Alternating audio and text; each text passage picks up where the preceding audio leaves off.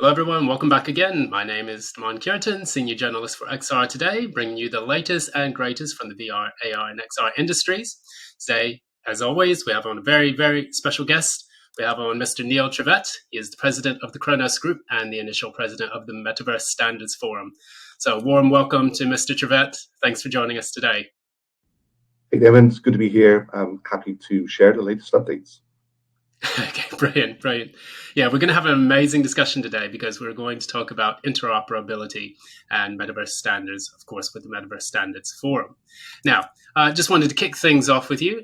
Could you let us know a little bit about your role in the organization and how it plans to shape the future of the Metaverse?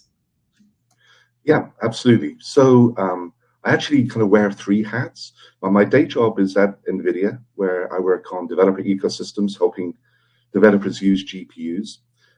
And for many years, I have been the president of the Khronos Group. So the Khronos Group is a standards organization. We create open interoperability standards for many technologies that are relevant to the metaverse. So 3D graphics with Vulkan, the XR devices with OpenXR, GLTF, the 3D asset format. So many of these standards we've been working on for many years, and now the metaverse is appearing as this umbrella concept of how the web is going to evolve to include spatial computing.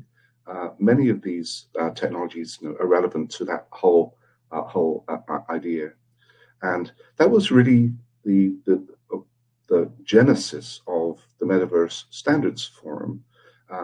We found that many companies were coming to Khronos interested in Khronos standards, but were also interested in other standards that are going to be needed for the metaverse. And they began asking us, and we began looking around saying, well, there's going to be so many standards, not just 3D and XR, many different types of technologies are going to need to work together. And we're going to need a constellation of standards from hundreds, potentially, of standards organizations. Now, where do we go to talk to those other organizations that are doing good work in standardization? How do we coordinate? How do we figure out where the gaps are, where the opportunities for cooperation are? And we discovered, along with everyone else, that there was nowhere in the industry where people were coming together, organizations were coming together to figure out how we can work together for the standardization of the interoperability that we need for the metaverse. And it's an important topic because the metaverse, I think, at its core, is bringing together multiple disruptive technologies. There's AI, which is very much in the news right now. There's, of course, XR. There's GPU processing. There's the Web3, which is still very new and nascent, but has some key ideas in there about decentralized storage and trust and transactions. And if you want lots of different technologies to work together, you're going to need interoperability. Also, one of the key concepts behind the metaverse, I think, is we can, through interoperability, enable the current kind of proto metaverse experiences that we have in the game space and the enterprise space to work together. And so we can break out of our individual silos and have a much larger scaled economy. And of course, if we are evolving the web to be a spatially enabled web, the web is entirely based on openly accessible standards. So whichever way you approach the metaverse, interoperability is key. And so we really needed a place to coordinate interoperability for the metaverse. And that's why the Khronos Group, we bootstrapped the Metaverse Standards Forum. We didn't know how much interest there was going to be, but it seemed like a really a positive thing for Khronos, for the wider industry. And so we helped bootstrap the forum. The first instantiation of the forum was a very simple agreement. Everyone signed an agreement with the Khronos Group, but we agreed to come together as a community and have these discussions. So we created the forum back in June 2022 with 37 founding members, and we were interested to see how much interest there was going to be in the industry, and we've ended up now with over 2,400 member organizations, and I think that really does show the level of interest in both the metaverse and the interoperability needed to build an open and inclusive metaverse, and the industry's willingness and really desire to participate in how we build the metaverse around open interoperable standards. Brilliant. And yeah, and there's a lot that I've seen on your website as well. Number one being, some of the new members that you've got in the organization, like meta platforms or NVIDIA, I think was another one of them that's heavily involved in kind of creating those standards. And if I'm not mistaken, was it also Qualcomm that you had as kind of like participant? Yeah, yeah. No, we have a lot of companies from the XR community at many different levels of the stack.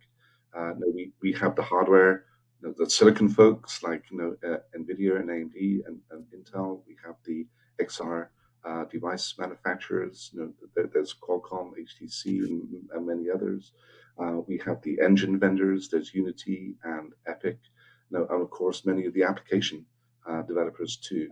And it's great to have everyone in one place. It's a really productive. We're finding that even the companies that are in related fields and maybe know each other, they've never had a forum with a specific purpose of discussing standards. So, and we're finding that conversations and communications are happening that I think wouldn't probably have happened without the forum saying, okay, no, this is why we're here. This is why we're gathering with this specific purpose to figure out how we can cooperate around interoperability. It's been very interesting. I've learned a lot from it, and I think other organizations are finding it a useful forum. Absolutely, yeah. And when you have so many people together, you kind of use the Metaverse Standards Forum as kind of a platform to get everyone on the same page. So for you, I know that you have some working groups that you have organized for this particular duty, and I wanted to know exactly how do you manage to kind of get people to work together on the same page and come together to create these standards. Yes.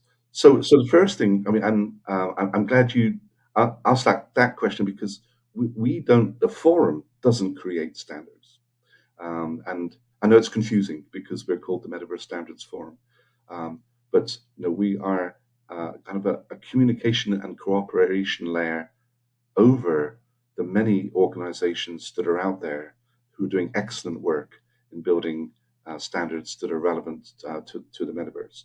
But the forum itself, we don't create standards. We try to provide this forum so standards organizations can get more data, more input, requirements, use cases, in some cases, test beds, interoperability testing, all kinds of valuable data for any standards organization. So we can help them in their mission to create the standards that we need for the metaverse better and sooner. So we exist to assist those other organizations that are already out there. We don't want to compete with all of that good ongoing work. So we're this kind of unique kind of layer on top of all of the existing organizations, not controlling, but providing this communication forum if they choose to use it and if they find it valuable. But with 2,400 members and not knowing what the final destination of the metaverse is going to be, it is a potential for chaos. A lot of people that have never met before and undefined goals could be not very productive. So we have been very careful to structure things so we can be pragmatic and produce useful work, right now, not in the future, but right now. And the way we've done that is a kind of a 3-step program. The first thing we did was poll all of the membership to see what were the key areas of interest for them in terms of interoperability. What were the interoperability pain points that they were suffering from, holding them back right now? Or where were the real opportunities that they saw where some interoperability could really make a difference to their business? And we immediately got 250 different topics, and that's an ongoing process. Then we found that those topics naturally grouped into domains, and the domains that we found, everything from 3D asset interoperability, XR interoperability, avatar interoperability, all the way through to networking standards. And interesting, the one that bubbled right to the top was safety, security, and privacy, which I was actually initially surprised, but now very happy to see that the industry is paying that much attention to that important aspect of building trust in the metaverse platform, which is, of course, key to anyone using it. So we have this a couple dozen of domains, and then the third step is to create domain working groups. So working groups that are picking out those topics from the domains that have been upvoted right to the top, and asking ourselves, okay, what can we do today to solve those interoperability problems and create very pragmatic, short-term projects that will move the needle for the folks that are working in that space.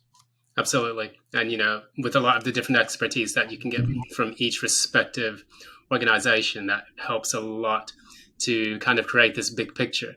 Because, Meta Platforms has had quite a bit of investment in creating kind of ethical developments of the metaverse, whereas NVIDIA has a lot with the infrastructure. And then you would have like a lot of other groups, for example, Room, which is creating these platforms to allow people to, build their entire conferencing online in this in these metaverse groups. So, it's kind of like the world's coming together to build these standards based on the knowledge and their respective expertise. Yes, exactly. And and in the XR space, there are really excellent organizations doing good work, like XR Association and many others. Again, we're not trying to compete with those. We're trying to help those organizations. I think that the reason why we potentially can help, and I hope they agree, we are beginning to find ways of helping, is that we are a venue that brings together many different aspects, broad in a more broader sense than just the XR community. Now, obviously, XR is a very important piece of the metaverse, but it's not the only piece. So where the XR community needs to reach out to find out what the adjacent technologies and opportunities are that want to leverage XR, we hope to provide that broader forum that adds value to all of the excellent organizations already working in the XR space. Absolutely. Yeah. And, also, I also want to keep an eye on the XR for Europe as well, because I know that they'll start to come in, as they start to develop with their Stereoscopia events. So that's going to be quite interesting to see as well, the European take on it.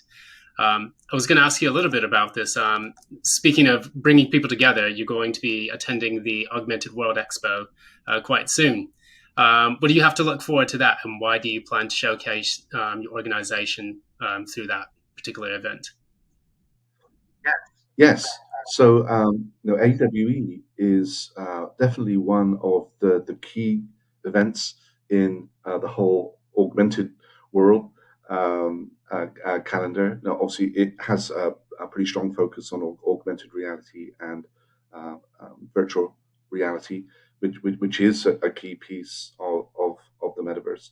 And we have found over the years that AWE is a very is really the premier commercial event for the XR community. So both Khronos is going to be there because, again, many of our standards are relevant to the XR community. It's great to be able to engage with the community face to face, particularly after the last few years. It's great to come back together.